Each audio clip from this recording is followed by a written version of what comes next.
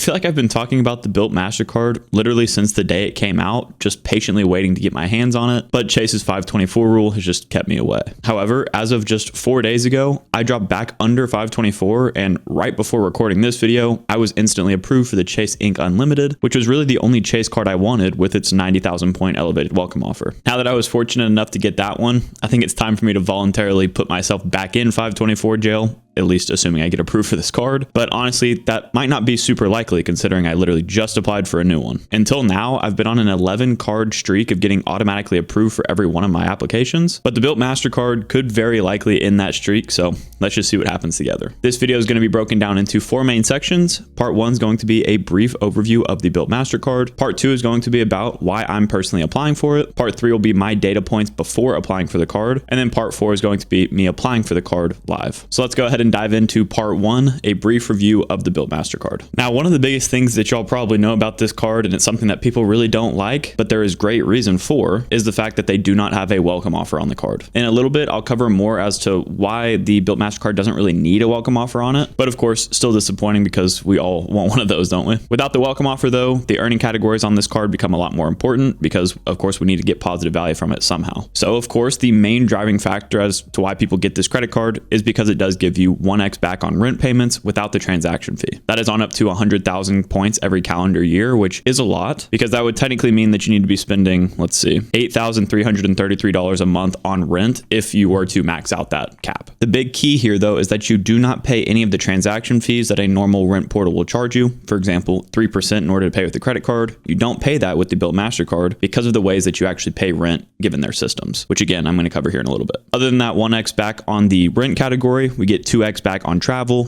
3x points on dining, and 1x on everything else. And of course, this card has no annual fee associated with it. One of the catches here though that people don't really like, but I think again is easy enough to justify, is the fact that you have to use this card 5 times each statement to earn points. But again, if you're keeping this card in your wallet, I feel like that's easy enough to get around, especially when it comes to rent day, which we'll talk about in a little bit. So some of the other key benefits of this card are, for one, that you can earn points on rent at any apartment complex. And looking down at their FAQ, one of the big ones is, I don't live in a Bilt property, can I still earn points on rent? And the answer to this question is basically this last sentence here, which says, as long as your landlord uses an online payment portal or accepts checks, you can use Bilt with no transaction fees. Going down a little bit more, you can see that you can also even earn rewards if you pay through Venmo, PayPal, or other online portals. They don't support Zelle yet, but eventually I would assume that they do. And they even have articles to tell you exactly how to do this. When it comes to the no fees though, they say that if you pay through an online portal, Bilt's going to provide you with a Bilt rent account. And that's going to be what you pay your rent with in order to avoid the fees. It basically is going to give you a unique checking and routing number in the Bilt Rewards app. And that's what you use in your online portal to basically pay as an ACH payment, which then is how they get around those transaction fees. Some other additional benefits include their rent day promotion, which is basically getting double points on the first, and that's on everything except for rent. So 6x on dining, 4x on travel, and 2x on everything else. A lot of people use this card as their date night card on the first of the month in order to get 6x back on that dining purchase or what have you. But also rent day comes with a lot of other benefits with it. They run promos every single month that either give you great transferability out to their partners or give you special access to certain tickets and just like random stuff like that, as well as the ability to earn free points for answering trivia questions and stuff. So it's a really cool feature. And that is a big reason why the welcome offer is not as necessary on this card, because most other credit cards out there are not going to give you free points every month, but will only give you that lump sum of points during the welcome offer. It's a bit of a trade-off, but this is again the only card right now that allows you to earn any rewards on rent, so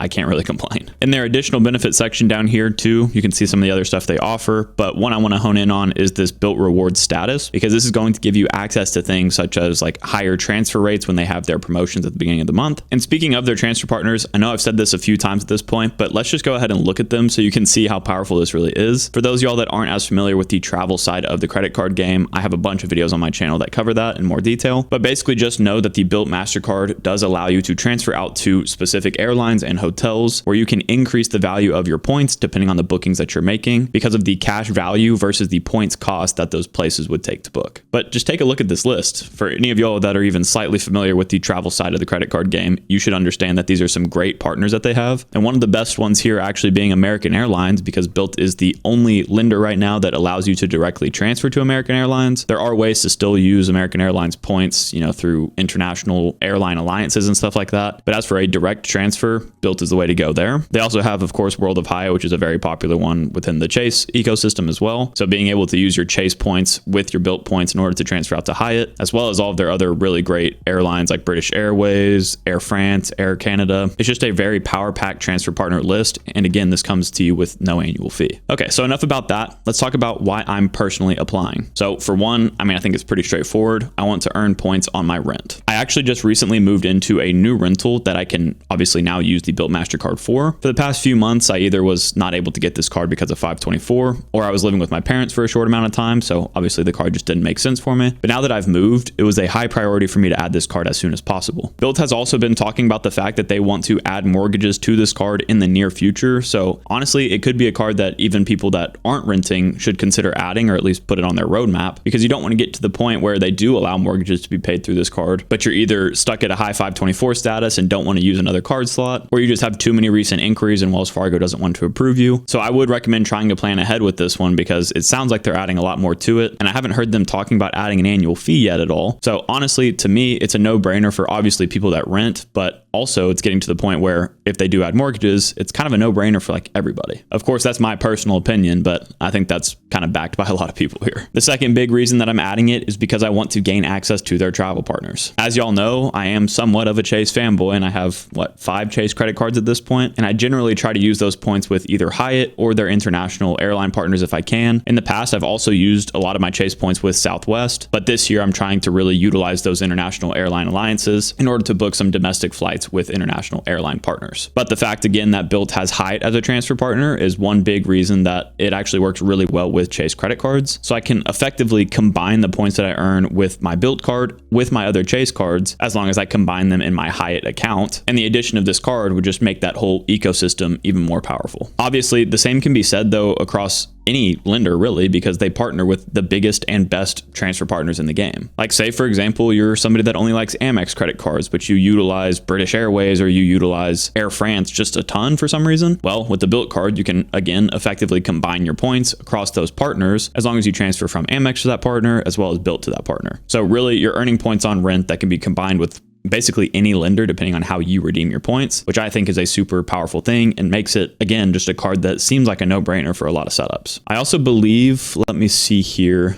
that right here on the right it says that Bilt points were ranked as the most valuable reward points above Amex membership rewards points and Chase Ultimate rewards points by Bankrate.com in this past year. So that just goes to show that having access to their transfer partners and their points in general is very valuable. And then the last main reason we're going to cover here today is because I want to get experience with this card for the channel. Being that this was like the most popular credit card of 2023, it really sucked to not be able to actually get my hands on it before 2024, because as a credit card YouTuber, I want all of my reviews or just opinions on cards to be based on my personal experience with them. So yes, I can do all the research on this card and understand how it works and stuff and share that on the channel, which I think is still valuable. But if I'm able to get this card in my setup and use it on a daily basis, that's going to be able to formulate my opinions on it much more strongly. So even though I was kind of forced to wait a long time to actually apply for this card, I'm hoping that today can be the day that allows me to actually use this card myself. Diving real quick into part 3, we'll talk about my data points. So my last personal card application was the Marriott Bonvoy Boundless card on September 5th of 2023. So that one did incur a hard inquiry, of course, because it was a personal credit card with Chase. And then my last business credit card was technically the Chase Ink Unlimited, literally today. But I'm hoping that that hard inquiry that will come with that card is going to hold off a little bit, so I have time to go ahead and get this one without Wells Fargo being able to see that. So if we took that card out of consideration, then my last business card was the Amex Amazon Prime business card that I applied for on April 15th of 2023. So that was a long time ago. I also did not get a hard pull for that card because I already had existing Amex cards in my setup. So theoretically, my credit report in general is pretty clean. Speaking on my 524 status though, this is where things are a little bit weird like I mentioned. First of all, I guess I haven't explained this yet, but the 524 rule basically just states that if you've been approved for 5 or more personal credit cards in the last 24 months, Chase is going to automatically deny you for your next credit card application. And personally, I have been stuck at 524 for the past 4 months, I believe I said earlier, meaning that I had gotten approved for exactly 5 personal credit cards in the last 24 months. So considering I dropped to 424 just a few days ago, you might think it's kind of crazy for me to push myself back up to 524 so quickly. But like I mentioned earlier, I just applied for the Chase Ink Unlimited. I'm locking in 90,000 Chase points there. I also won't be able to spend towards a welcome bonus on any new card for the next 3 months because it's going to take me 3 months to spend $6,000 on that card. So adding the Built MasterCard right now with the fact that it does not have a welcome bonus that I have to spend towards actually makes a lot of sense for me. And I'll drop back under 524, I believe in April or May. So that's why I'm so eager to, I guess, put myself back in 524 jail. Do remember that I've been meticulously planning my credit card roadmap really since the start of my journey. And I would recommend that you do the same thing too, because for example, let's say that I'm somebody that just knew that I wanted the Built MasterCard this whole time as soon as I dropped under 524. I might not have applied for the Chase Ink Unlimited on the same day as the Built MasterCard, or I might have tried to apply for it after the Built MasterCard, not thinking about my 524 status as much. And that would have prevented me from getting 90,000 Chase Ultimate Rewards points, which is much more value than the Built MasterCard is going to give me for technically years. That's obviously a very avoidable mistake if you just take the time to plan out your roadmap yourself. So I just wanted to mention that here. Getting into my actual numbers though, I pulled my TransUnion and Equifax scores from Credit Karma, so keep that in mind. And then I pulled Experian from Experian's website. As I mentioned in my Watch Me Apply for the Chase Ink Unlimited, right before applying for the Chase Ink Unlimited, I unfroze all of my credit reports because I do place freezes on those so they can't pull me without me knowing. I just didn't want to have to go through the reconsideration line because one of my reports was frozen and they couldn't pull it. So I just unfroze all of them and then we'll refreeze them after this application. But my TransUnion score before applying is 763 and I have 4 hard inquiries with TransUnion right now. With Equifax, my score is a 769 with 1 hard inquiry. And with Experian, I have a 754 credit score with 2 hard inquiries. And assuming that Chase pulls Experian like they normally do in Texas, I guess this could technically be 3 hard inquiries at this point because of the Chase Ink Unlimited. But again, I'm hoping that I apply quick enough to where that doesn't get reflected on my credit report in time for Wells Fargo to see that. Either way though, 2 versus 3 hard inquiries, that's still not much at all. So I'm feeling pretty safe about this number. And also I'm more concerned about the Experian score because I've read that Wells Fargo will also pull Experian mainly in Texas. So while the other scores and hard inquiries are important, I think Experian is going to be my main concern here. Now that about covers everything besides the application, so let's get into that now.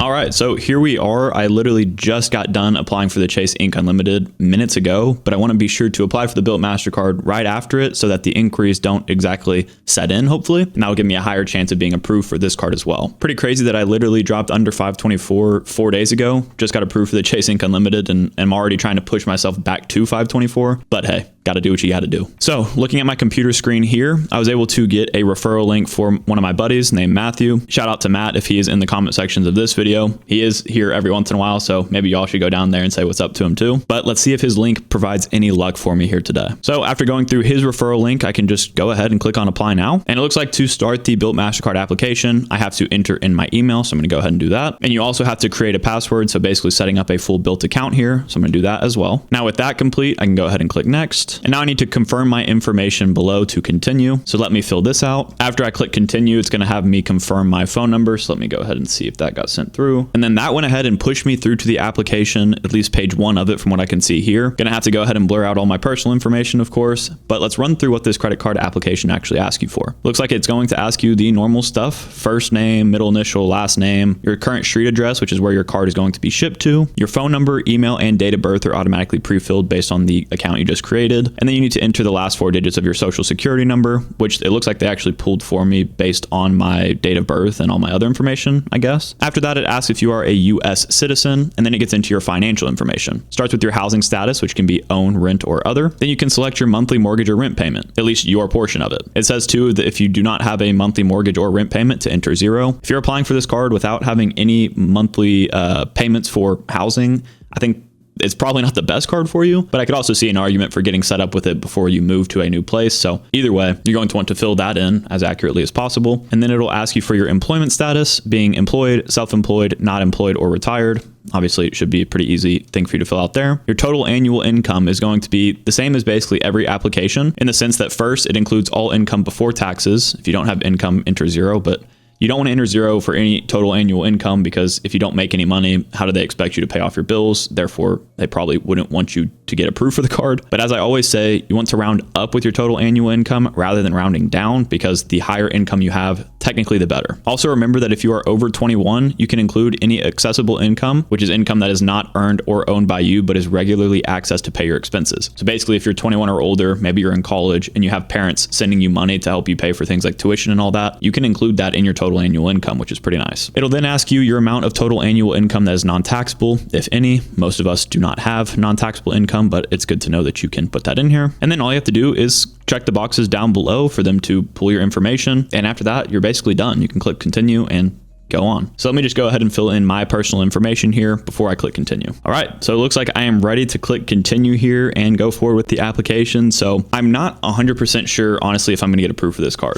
I've seen a lot of people get denied for it because of recent card accounts or hard inquiries and stuff like that. And while I don't have a ton of those, as we just discussed with my data points, I did just apply for the Chase Ink Unlimited. So if that's reported on my account now, that adds 1 to this. And my most recent credit card besides that Chase Ink Unlimited today was the Marriott Bonvoy Boundless card back in September. So that's not too far removed from adding a new personal card to my account, meaning that I kind of decrease my odds of getting approved here. But 4 months is a long time. People get approved for a new card every month, every few weeks. So hopefully I'm not going to have an issue with this one, but we're about to find out here in 3, 2, 1. Continue. All right, it looks like it is now going through all my personal info, telling me to wait just a moment. I have seen this screen in the past because I've watched so many Bilt MasterCard Watch Me Apply videos, but it looks like it just got me to the review and submit screen. So I guess I actually did not submit the application yet. Maybe I didn't watch those Watch Me Applies closely enough. But I guess if we could kind of zoom in here a little bit, it shows us our APRs and stuff like that, which, as y'all know, I don't personally ever care to talk about APRs because I assume that every one of y'all is paying off your cards on time and in full every single month, just like I hold myself to the standard of. And if you are doing that, you don't have to worry about APRs. An important fee here, of course, is going to be the annual fee, which there is none of on this card, hence why it's such a popular card right now. And of course, it also has no foreign transaction fees as well, which is nice. And if you wanted to take this card abroad, but I don't believe that you can pay for rent on this card abroad. It only applies to US rentals. So that would kind of decrease the value of this card if you do live internationally. Penalty fees, they got a late payment fee here, but like I've mentioned, paying off your cards on time and in full will make you never have to worry about these penalty fees. So just always do that, please. If you're not doing that, you shouldn't be even playing the credit card game, if I'm being honest. So just keep that in mind. But now I'm going to go ahead and click submit here in 3, 2, 1, submit. Just a moment again. Maybe this is a screen that people showed. They might not have taken the time to go over that little disclosure form or whatever you want to call it. But let's see how this is going to go. Kind of have a feeling I'm going to have to call their reconsideration line, which sucks because I don't even think they have a good reconsideration line, but let's find out together. What is going on here? There we go. Well, that's a honestly really low credit limit. Especially because I'm going to be paying rent on this credit card. But I know there are some tricks to the trade with this to where you're not actually always accessing your credit limit when paying for rent. I need to do more research on the Bilt card, to be honest. I'm going to be making plenty of videos about it now that I've been approved for it. But I'm just stoked that once again, I was able to get approved for this credit card. Maybe what I should do, honestly, is make like a future video setting up the actual Bilt card itself, because I know that my buddies that have applied have had a little bit of a difficult time with it. But for now, I'm just going to leave this at this step that we are at currently. And if you want to see me apply for some more of the most popular credit cards on the market, please be sure to click into this playlist next. And as always, I'm going to let Odin sleep down here, but we really appreciate y'all watching. If you did enjoy it, please consider leaving a like and subscribing to the channel, and we'll catch you guys next time.